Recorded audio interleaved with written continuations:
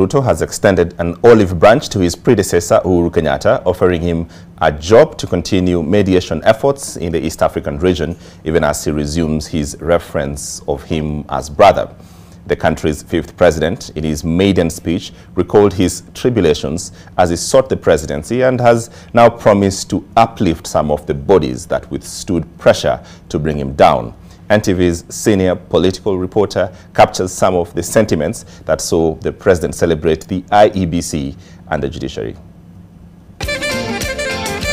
President William Ruto, in his first speech as the fifth president of the Republic of Kenya, took Kenyans and the world at large on a journey of his political tribulations at the hands of his then boss President Uhuru Kenyatta and his administration, admitting his victory can only be heaven-made, considering the numerous hurdles he says stood in his way. The president pointing to a series of institutions that he believes were critical in making sure he will not ascend to the presidency.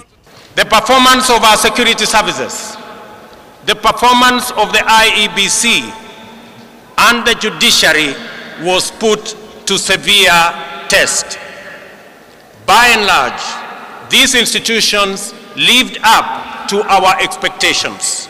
According to the president, the triumph that has seen him being sworn in as the fifth president only shows the maturity in democracy the country now witnesses, welcoming their move to stand by what he says is the truth, that he won the election fair and square. I am aware that our uniformed services effectively resisted concerted attempts to foment unrest and subvert the will of the people. The final result that was read by the Independent Electoral and Boundaries Commission still ringing fresh in his mind as he ponders activities led by some government functionaries aimed at setting aside his win and announcing a different outcome. The president honoring IEBC chairman Wafula Chebukati as the hero of the August 9th elections. It is appropriate to single out for special mention the chair of the IEBC, Wafula Chebukati, for standing firm, resisting bribery, resisting intimidation, and resisting blackmail, and doing the right thing. To Ruto, efforts played by key independent bodies such as the IEBC and the judiciary in standing firm on issues of the rule of law should be celebrated.